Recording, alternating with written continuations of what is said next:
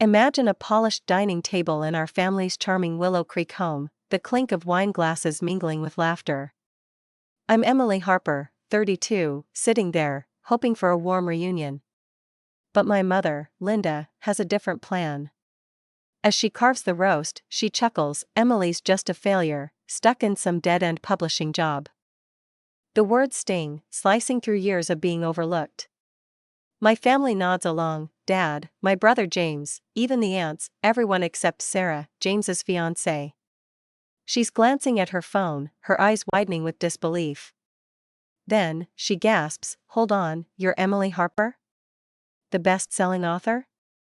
The room goes silent. Glasses pause mid-air. Linda's smug smile fades. My pulse races. They thought I was nothing, a nobody scribbling in obscurity. But in that split second, one Google search turned their world upside down. I've always been the invisible one in this family. Growing up in Willow Creek, Pennsylvania, I was the odd piece in a perfect puzzle. James was the star, sports trophies, Ivy League dreams, the son who could do no wrong. Me?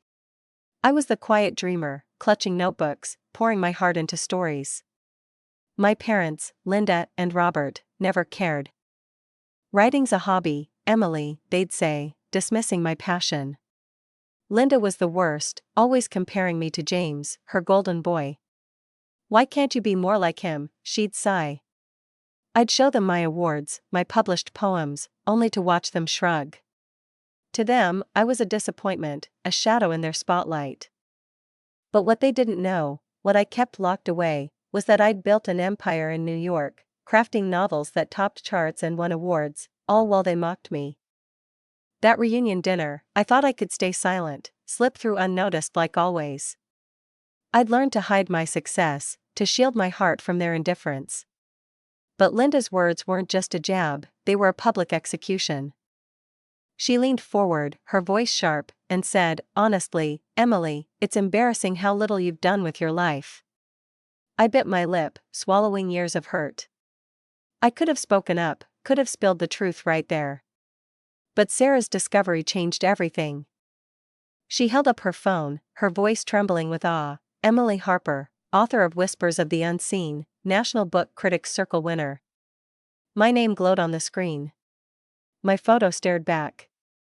The truth was out, raw and undeniable. Linda's face drained of color. James's jaw dropped. They'd spent decades looking down on me, assuming I was less. But I'd been the one quietly succeeding, my books touching millions, my stories set for Hollywood.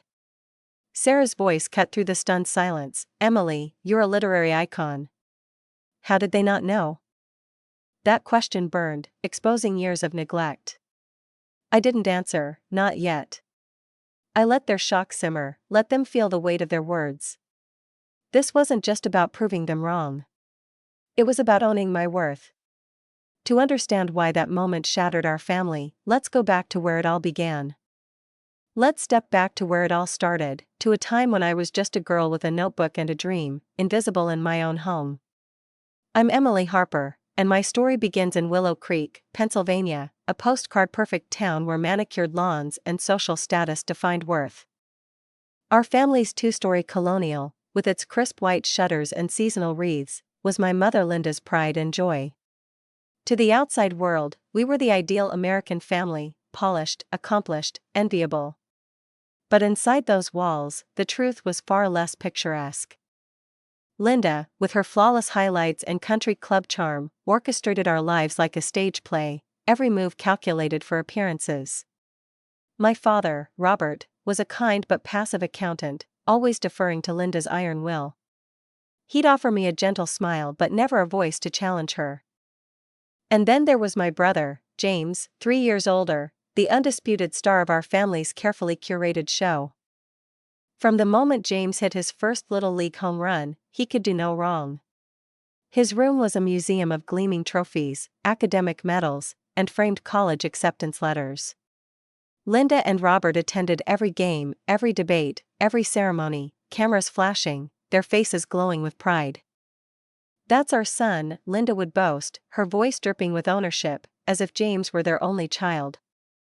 I was 8 when I first felt the sting of being unseen. I'd written a story about a girl who spoke to stars, a piece my third-grade teacher called magical. She gave me an A+ and urged me to share it with my parents. I raced home, my heart bursting, waving the pages like a flag of victory. "Mom, Dad, look what I wrote." I beamed. Linda barely glanced at it. "That's nice, Emily," she said, her eyes on James's science fair project. "Put it on the counter, we'll look later." Later never came. Days later, I found my story buried under mail, stained with coffee rings, unread and forgotten. That moment set the tone for my childhood. In 6th grade, I won a district-wide writing contest, my name printed in the local paper. I begged my parents to come to the ceremony, but they had a conflict, James's baseball game. "You understand, don't you, Emily?" Robert said softly.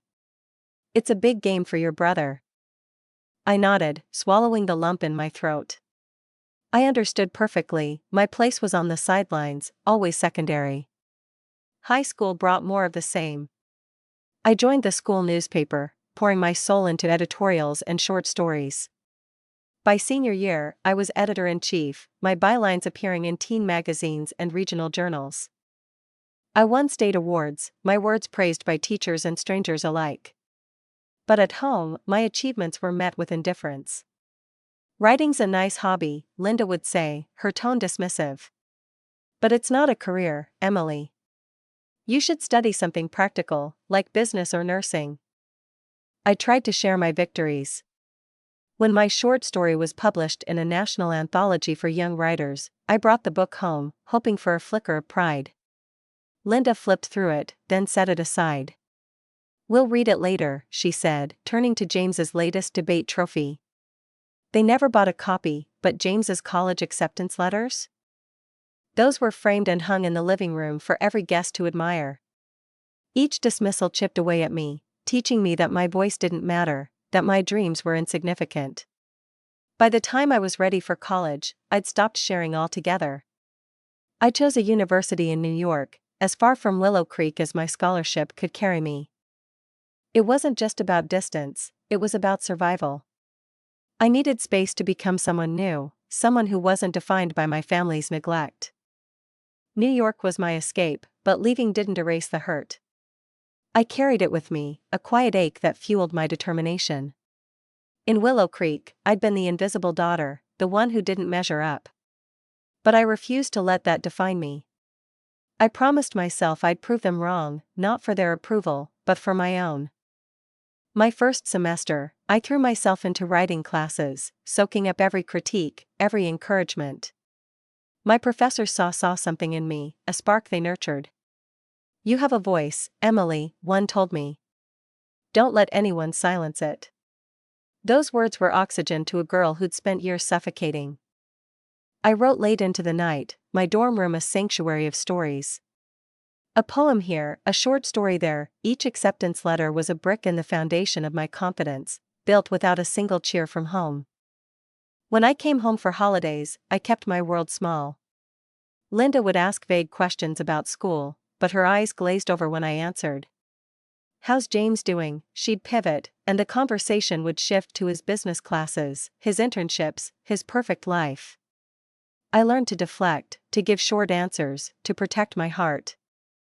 "Fine," I'd say, swallowing the truth, that I was thriving, that my words were finding readers, that I was becoming someone. But sharing felt like handing them a knife to cut me deeper. Once, I slipped, mentioning a poem published in a local journal. Linda laughed. "That's cute, Emily. Maybe you can write greeting cards someday." Robert patted my shoulder, his silence louder than her words. I stopped trying. My successes became my secret, a treasure I guarded fiercely. The pattern continued after graduation. I stayed in New York, determined to make writing my life. Linda's reaction was predictable. "New York's too expensive," she scoffed. "You'll be back in 6 months, begging for a job at the community college." Robert tried to soften it. "We just worry, Emily. Writing's tough. We don't want you disappointed." Disappointment? That was my family's specialty, not my career's. I nodded, said nothing, and returned to my tiny Brooklyn apartment, where I was building something they couldn't imagine. Over time, I created two versions of myself: Emily, the writer, whose stories moved readers and won awards, and Emily, the daughter, who worked some publishing job and faded into the background at family gatherings. The disconnect hurt, but it was safer than offering my heart again. Why did I keep going back? It's a question I've asked myself 1,000 times. Part of it was hope, that stubborn flicker that maybe, just maybe, they'd see me someday. Part of it was obligation, the pull of family ties, however frayed. And part of it was defiance. If I walked away completely, they'd win. They'd prove I was nothing, just like they always said. So, I kept visiting, twice a year, bracing myself for the familiar sting of being overlooked. I became a ghost in my own family, present but not real, my true self hidden behind a careful mask. But deep down, I was building something extraordinary, something they'd never see coming. Those visits were tests of endurance. I'd sit through dinners, listening to Linda brag about James's promotions, Robert nodding along, while I nodded politely, my own life a locked vault. "Still at that magazine, Emily?" Linda would ask, barely listening. Something like that, I'd reply, vague enough to avoid her dismissal. The truth was, I'd left that job years ago, my career soaring beyond their wildest dreams. But telling them felt pointless, like shouting into a void. They didn't ask, didn't Google, didn't care. And I let them believe the lie, because the alternative, their indifference, was worse. Looking back, I see how those years shaped me. The pain of being unseen didn't break me, it forged me. Every rejection, every coffee-stained story, every missed ceremony pushed me to work harder, to write better, to prove I was enough.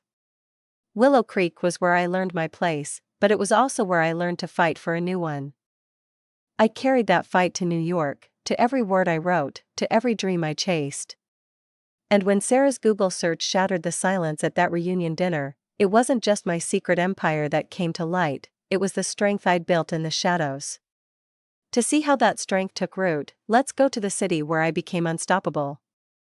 New York City was my proving ground, a place where dreams could soar or shatter. I arrived with 2 suitcases, a laptop, and a fire in my belly to become someone my family couldn't ignore.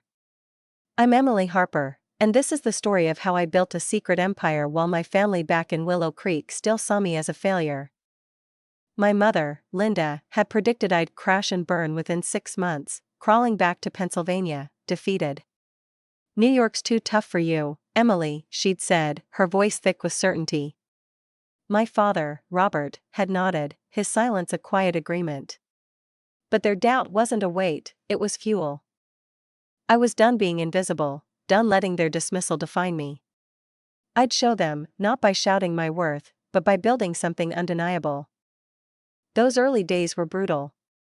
I shared a cramped Brooklyn apartment with 2 other dreamers, the kind of place where the radiator hissed more than it heated.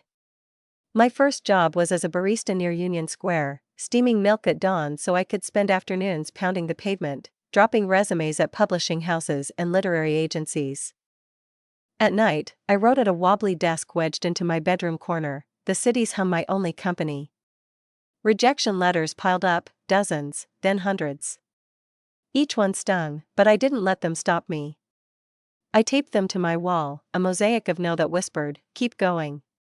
Every rejection was a step closer to yes, a mantra I clung to when doubt crept in. I wasn't just chasing a career, I was fighting for my place in the world. 8 months in, I got my first break, an entry-level job as an editorial assistant at a small literary magazine.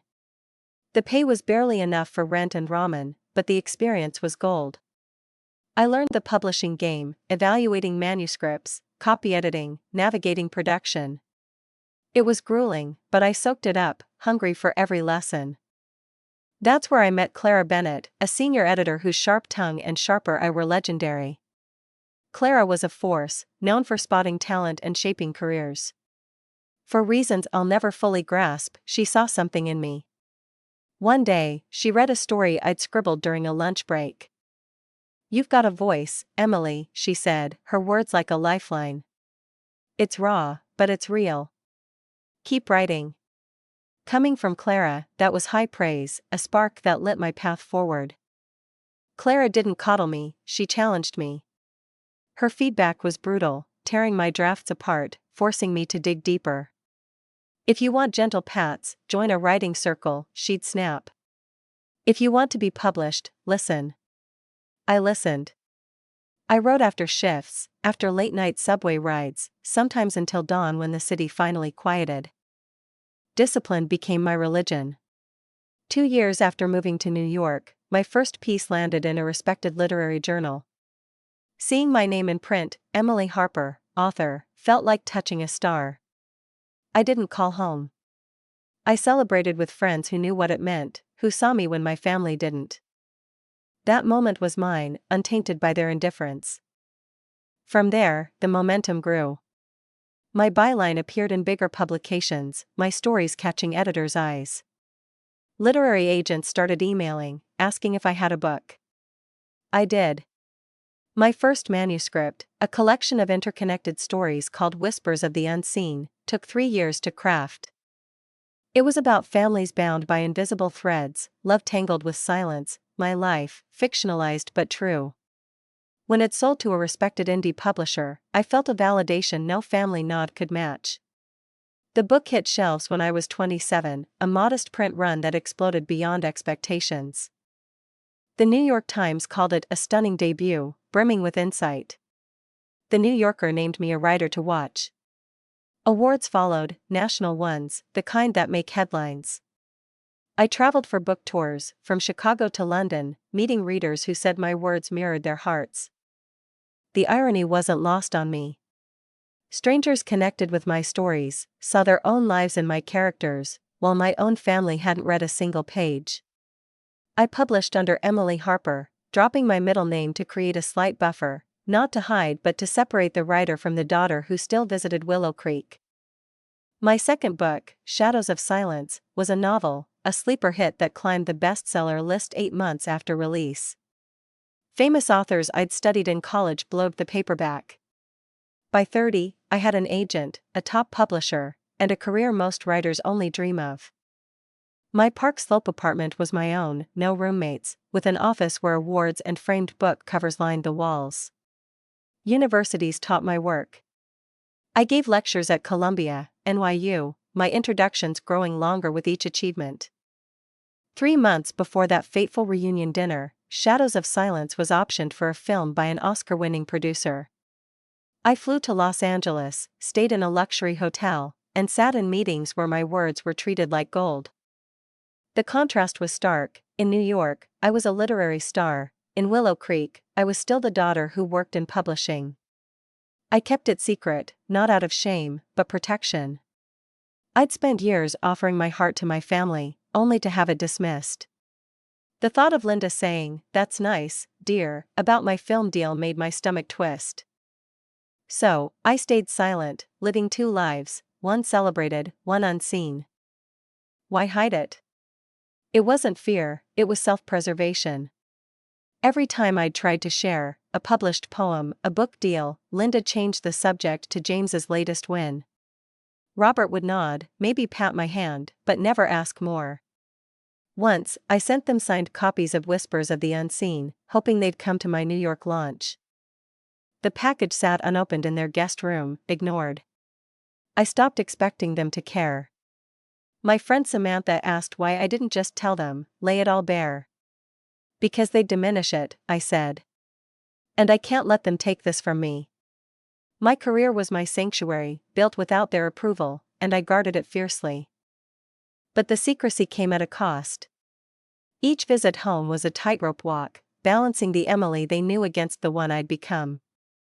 I'd answer their vague questions with vaguer responses, deflecting to avoid the inevitable shrug. "Still writing, Emily?" Linda would ask, her tone implying it was a phase. "Something like that," I'd say, biting back the truth, that my books were bestsellers, that my name was in lights. I became a master of omission, protecting my joy from their apathy. Yet, deep down, a part of me still hoped. Maybe one day they'd ask, really ask, and I could share without fear. That hope kept me coming back, kept me sitting at their table, even as their words cut deeper each time. New York taught me resilience. Clara taught me craft. But the pain of Willow Creek taught me to stand tall, to value my own voice when no one else did. Every late night, every rejection, every quiet victory built the empire they never saw. I wasn't just writing stories, I was rewriting my life, proving I was more than their failure.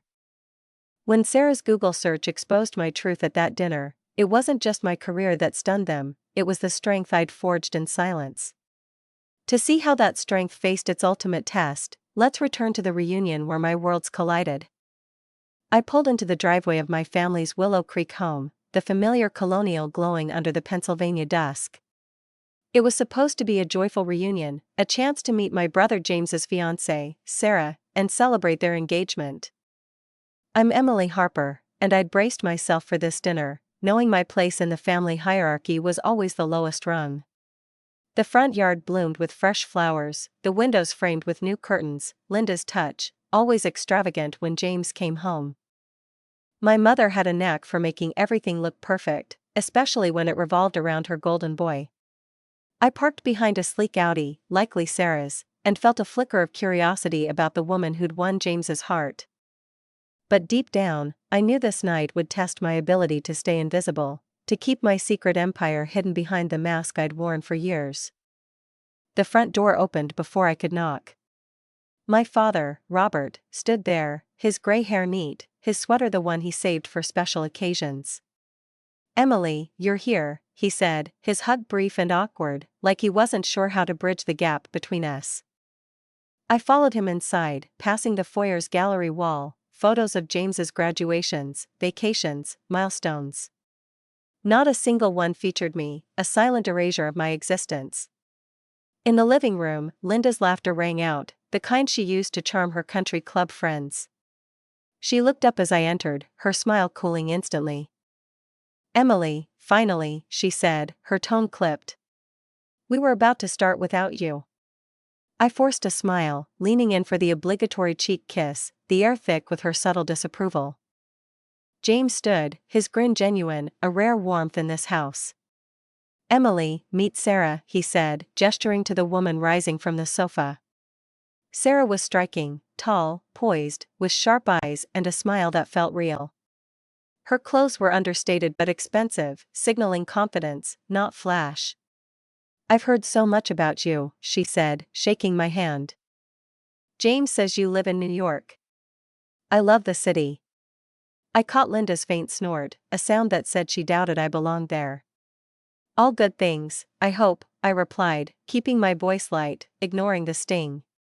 Linda clapped her hands. "Let's move to the dining room. The roast has been waiting." I trailed behind, already feeling the weight of being the outsider in my own family. The dining room was a showcase of Linda's perfectionism, fine china, crystal glasses, a spread fit for a magazine. Roast beef, Yorkshire pudding, honey-glazed carrots, homemade rolls, James's favorite menu, reserved for his visits or Linda's bridge club luncheons.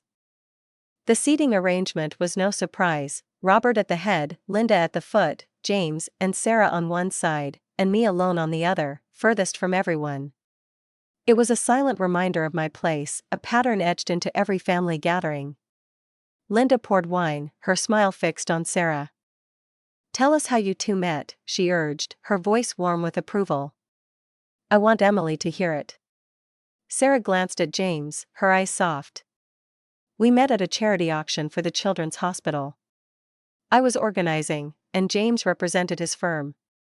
He bid big on a sailing trip, even though he gets seasick." She laughed.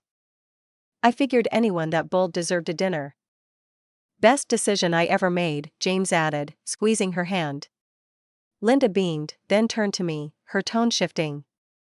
"Sarah's family is from Georgetown," she said, naming DC's elite enclave. "Her father's a neurosurgeon at Johns Hopkins." It was her code for wealth and status, her highest compliment. Sarah, unfazed, turned to me. "What about you, Emily? James mentioned you work in publishing." That sounds fascinating. Before I could answer, Linda cut in. Emily does something with books, she said, waving a hand. A little magazine, right, dear? I opened my mouth, but she barreled on. Nothing like James's role, of course. Youngest partner at his firm, only 35. The table nodded, her words sinking into me like stones. It's a publishing house, I said quietly, my voice steady despite the dismissal. I work with authors on their books. Sarah leaned forward, her interest genuine. That's so cool. What kind of books? Linda interrupted again, her laugh sharp. Emily's always been bookish. Remember that summer she never left her room, nose in a novel? She turned to Sarah. We had to drag her outside for some sun. The table chuckled, the sound grating against my skin. I focused on my plate, cutting my roast into precise bites, a habit from years of swallowing their slights. This was my role, present but not included, a prop in the James show. I'd perfected the art of nodding, smiling, staying small to avoid their scorn. But Sarah wouldn't let me fade. We're planning the bridal party, she said, her eyes on me. I'd love for you to be a bridesmaid, Emily. I don't have sisters, and it'd mean a lot.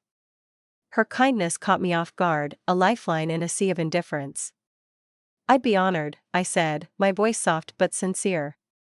Linda's smile thinned. If Emily can spare time from her busy job, she said, her tone laced with sarcasm.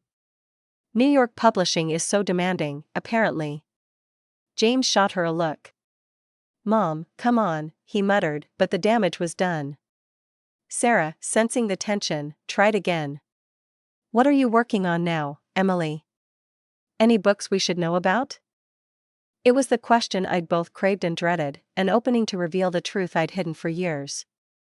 I hesitated, memories flooding back, holidays where Linda mocked my impractical career, dinners where my achievements were brushed aside. I saw myself at 16, showing her a published poem, only for her to say, that's cute, but focus on something real. The hurt was a reflex, urging me to stay silent. Just some projects, I said, shrugging. Nothing special. Linda seized the moment, her voice cutting. She's just a failure with some office job, she laughed, dismissive. Not everyone can be a star like James and Sarah. The words landed like a slap, sharper in front of Sarah, a stranger to this dynamic. Robert stared at his plate. James shifted uncomfortably. I felt the familiar ache, the one I'd carried since childhood, now raw and exposed. Sarah's brow furrowed, her eyes flicking to me with curiosity, then concern.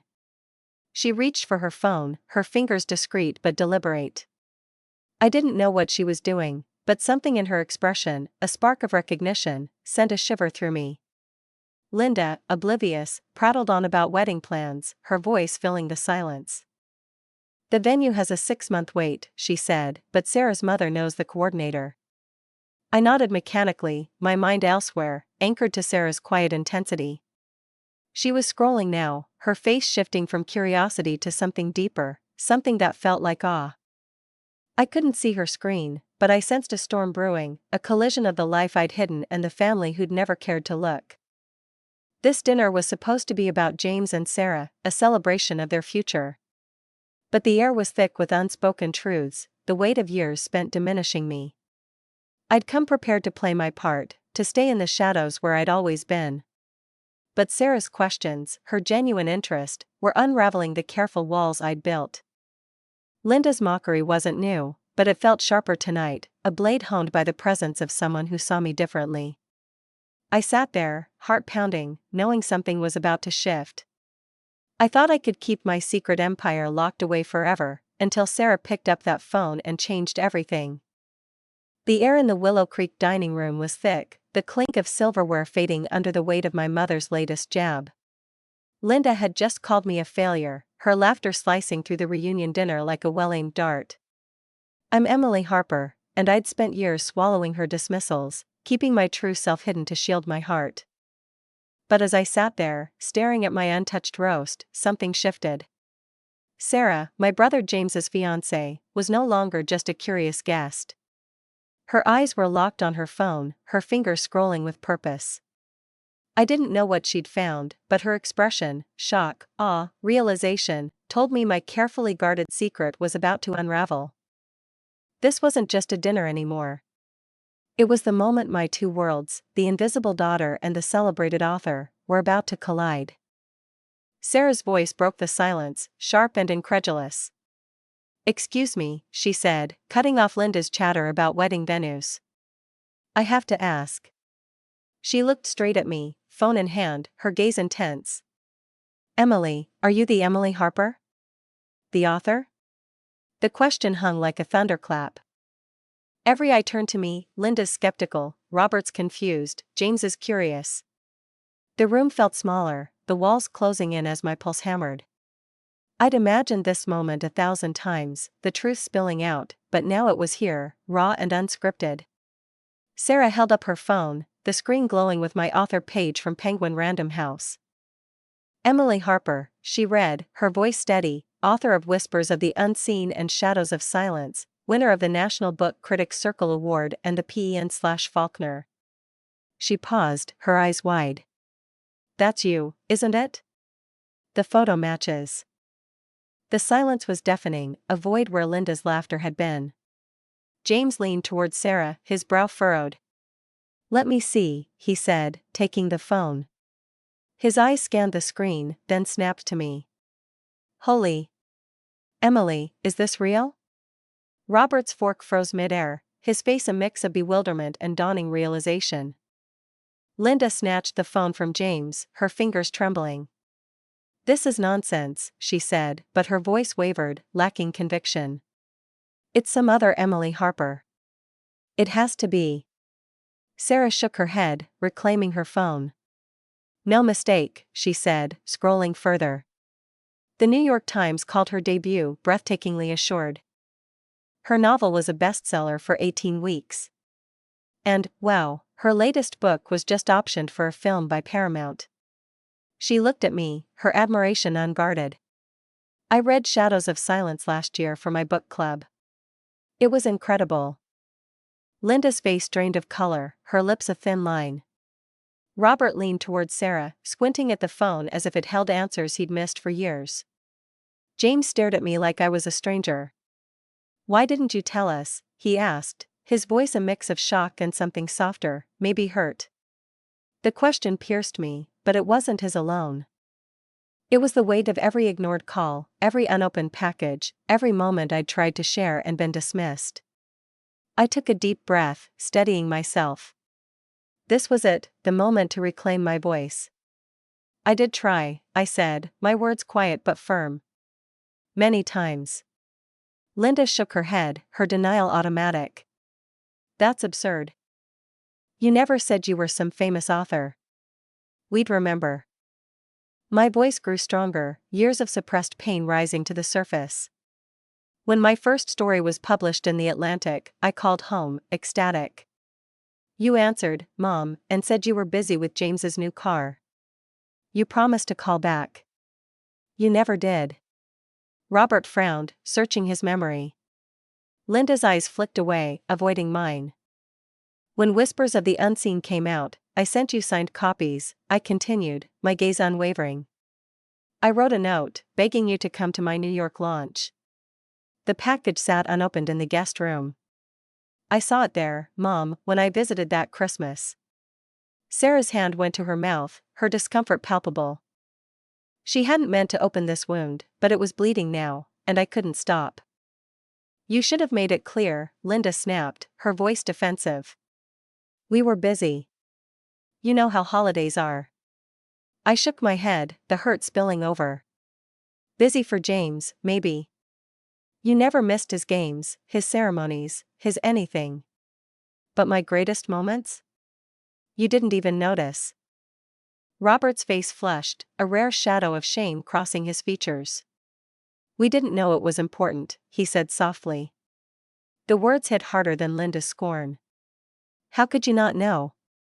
I asked, my voice breaking. How could my own parents not care about the biggest parts of my life?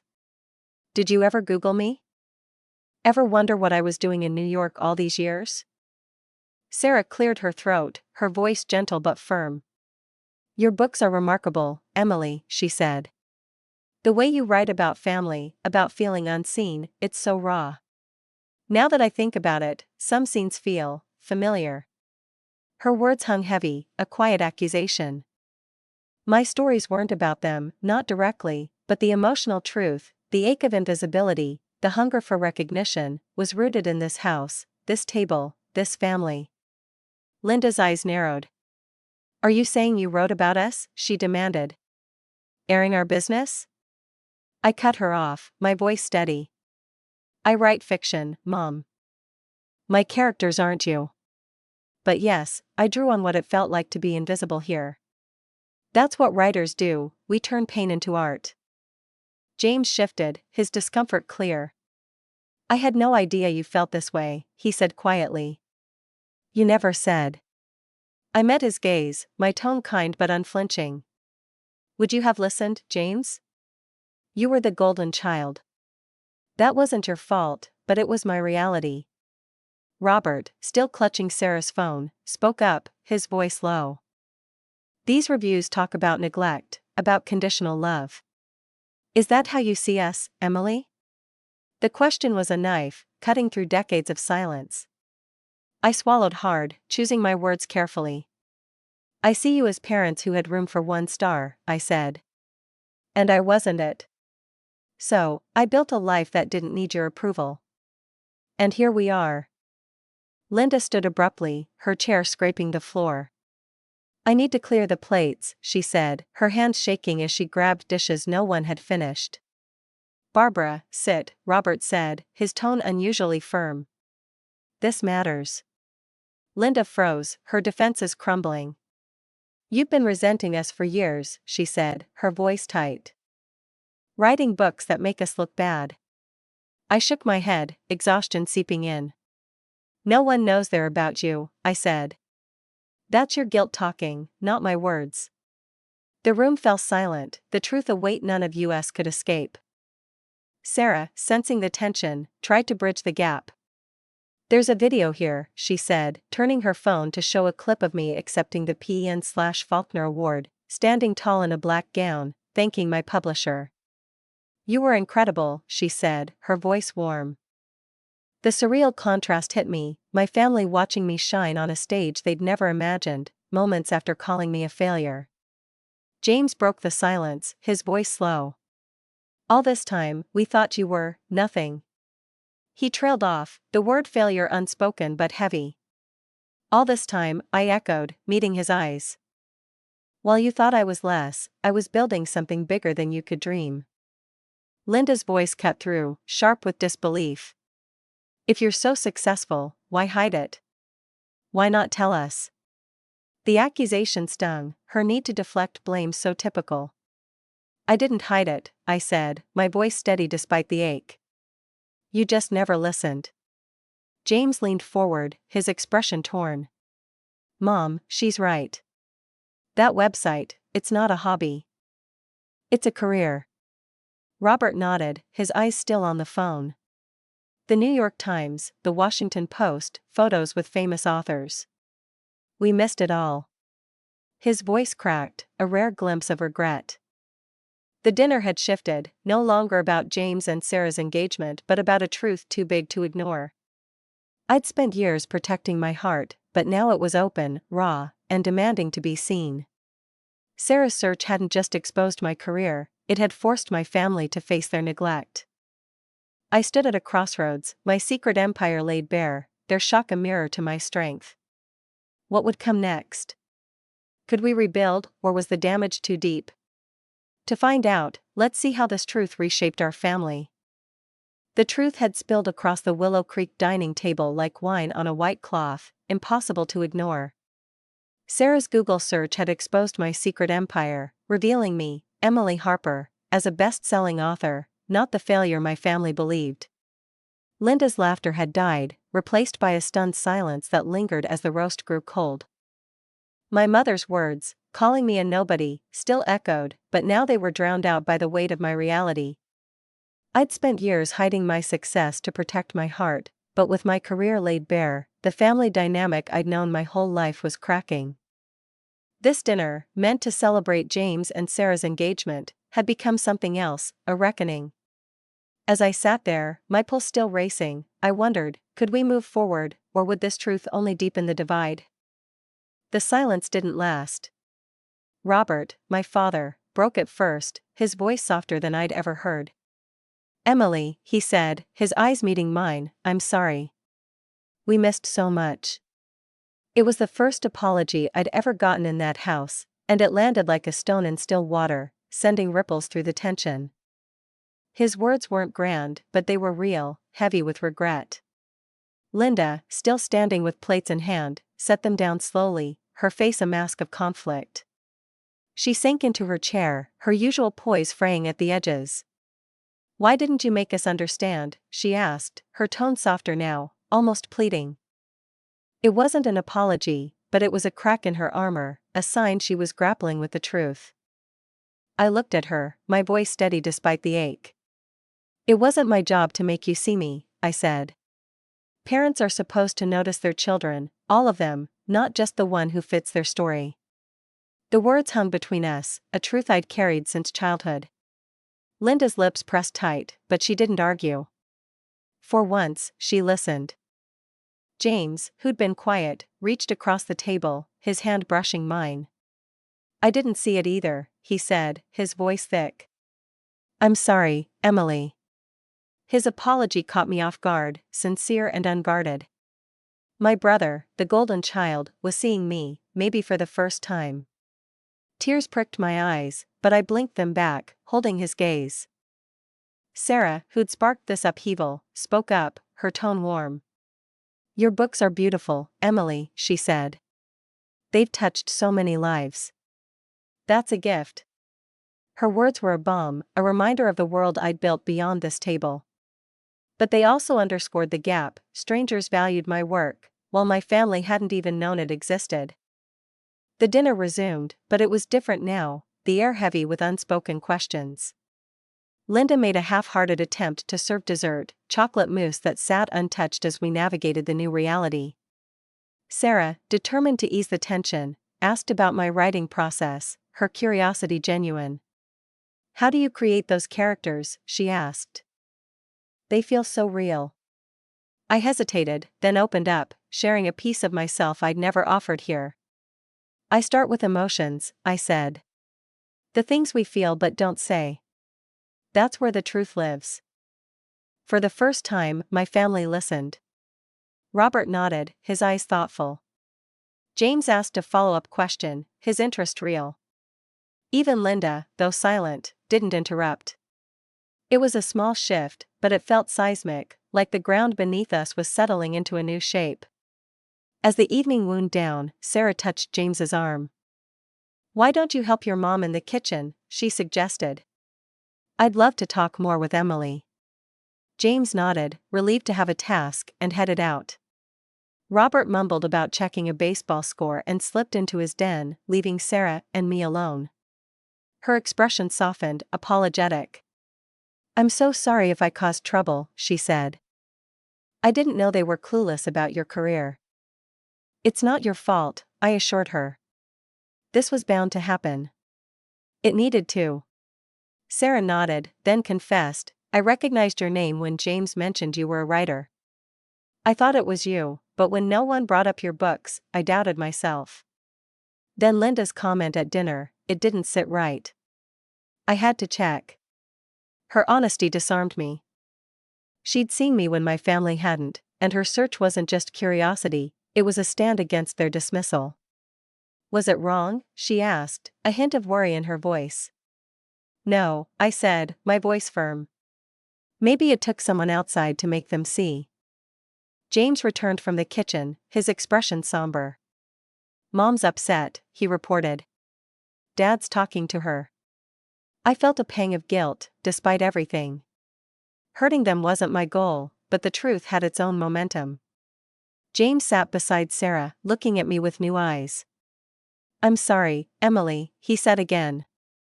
"I was so caught up in my own world, I didn't see how they treated you. I should have asked about your life, really asked." His words hit deep. All those years, I'd envied his spotlight, but now I saw he'd carried his own pressures. You were a kid too, I said gently. It wasn't your job to fix them. He shook his head, insistent. Still, I missed it. All your awards, your books, I never knew my sister was a star. The word star felt strange, a title I'd never claimed. I'm not a celebrity, I said, smiling faintly. Just a writer who worked hard. Sarah chimed in, her tone light. Your Wikipedia page begs to differ, she teased. So does the New York Times.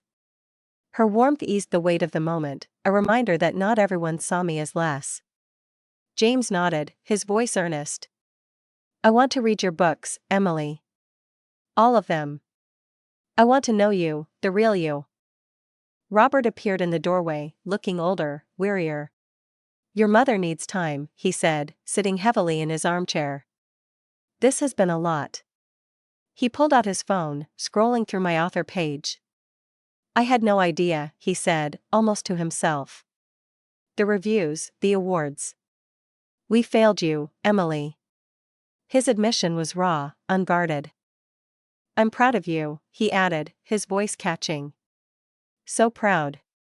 And I'm ashamed it took a stranger to show me. Sarah shifted, uncomfortable with stranger, but stayed quiet. I felt a lump in my throat. It's not too late, I said, surprising myself. To care, to be part of it, if you want. He nodded, resolute. We do. Your mother too, even if she can't say it yet. The evening ended early, the emotional toll too heavy to linger. As I prepared to leave, Sarah hugged me tightly. This wasn't the dinner I expected, she said, a wry smile on her lips. But I'm glad I met the real Emily Harper. I'm a fan. James hugged me too, longer than usual. This doesn't fix it all, he said quietly. But it's a start, right? I nodded, my voice caught in my throat. Robert walked me to the door. Come back next week, he said. I'll have read your first book. We can talk about it. His invitation, simple yet profound, brought unexpected tears to my eyes. Linda stayed in the kitchen, not saying goodbye. I understood, she needed time to process a truth that challenged her entire worldview. As I drove to my hotel, I felt lighter, like a burden I'd carried for decades was lifting. The collision of my lives had been painful, but it had cracked open something new. Months later, a package arrived at my Park Slope apartment, my books, newly purchased, with a note from Robert. I've read Whispers twice, he wrote. Your voice is beautiful. You matter. James called weekly now, asking about my work, my life. Linda was slower, but she'd started mentioning my books to her friends, a reluctant pride creeping in. The family I'd known was changing, not perfectly, but genuinely. The dynamic that had defined me as invisible was shifting, making room for something real. It wasn't forgiveness, not yet, but it was a beginning. To see how this beginning taught me my greatest lesson, let's reflect on what came next. The dust had settled from that explosive reunion dinner in Willow Creek, but the echoes of that night lingered in my heart. I'm Emily Harper, and what began as a painful confrontation with my family's dismissal became a turning point, not just for them, but for me. When Sarah's Google search revealed my secret empire as a best-selling author, it forced my family, Linda, Robert, James, to see me, truly see me, for the first time. Their shock, their apologies, their tentative steps toward change cracked open a dynamic that had kept me invisible for decades. But as I drove away from that dinner, a deeper truth crystallized: my worth was never tied to their approval. This wasn't just a story about proving them wrong. It was about proving myself right, about building a life that shone despite their shadows. Let's reflect on what that night taught me and what it might mean for you. Growing up, I believed love had to be earned, that my value depended on meeting my family's expectations. Linda's constant comparisons to James, Robert's quiet indifference, their dismissal of my writing, it all taught me I wasn't enough. I carried that wound to New York, a quiet ache that could have broken me. But instead, it fueled me. Every rejection letter, every late-night writing session, every moment I chose to keep going was a rebellion against their doubt. I didn't succeed despite them. I succeeded because I had to, because the stories inside me demanded to be told. When whispers of the unseen hit shelves, when shadows of silence climbed bestseller lists, when readers wrote to say my words changed them, I found a validation no family nod could match. My empire wasn't just books or awards, it was the belief that my voice mattered, even when those closest to me didn't hear it. That dinner could have ended in bitterness, with me walking away forever. But Sarah's kindness, Robert's regret, James's newfound curiosity, they showed me something I'd stopped expecting: change was possible. Not perfect, not instant, but real. Months later, Robert sent me my books, his note a quiet promise to listen. James called weekly, asking about my next novel, proud to share my work with his colleagues. Linda was slower, her pride reluctant, but she started telling her bridge club about my novels, her voice carrying a hint of awe. These were small steps, but they mattered. They showed me that families, even broken ones, can shift if someone dares to hold up a mirror. For us, that mirror was Sarah's phone, reflecting a truth they couldn't ignore. But the real lesson wasn't about them, it was about me. I'd spent years hiding my success, afraid their dismissal would dim my light. That night, I realized I'd been giving them too much power. My worth wasn't in their applause or their ignorance. It was in the work I'd done, the lives I'd touched, the person I'd become. I didn't need their validation to shine, I'd been shining all along. That's what I want you to take from this.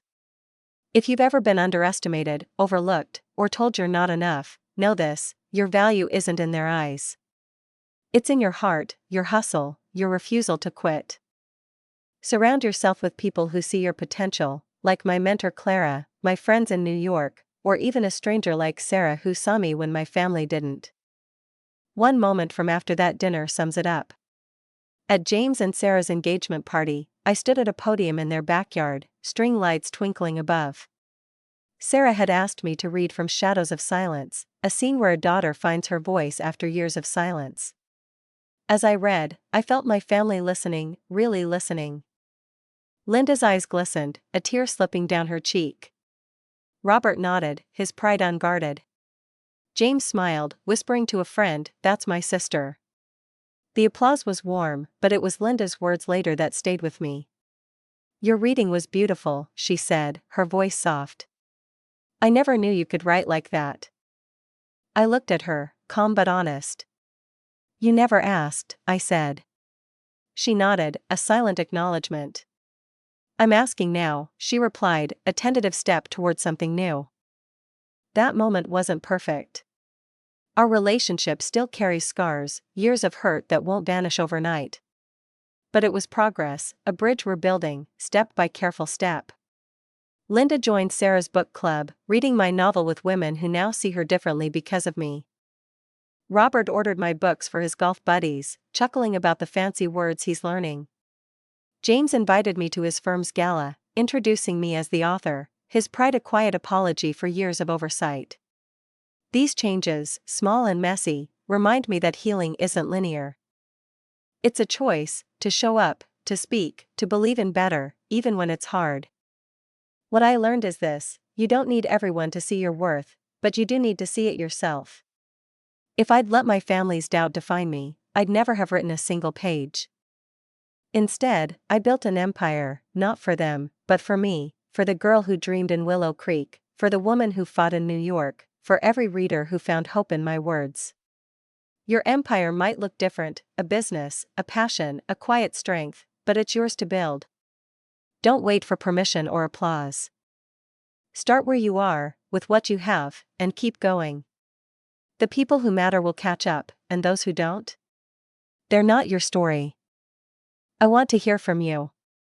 Have you ever been underestimated by family, friends, or even yourself? How did you rise above it? What's the empire you're building, the dream you're chasing? Share your story in the comments below. Your voice matters, and someone out there needs to hear it. Maybe it's a friend who feels invisible, a colleague doubting their worth, or even you, needing a reminder of your own strength.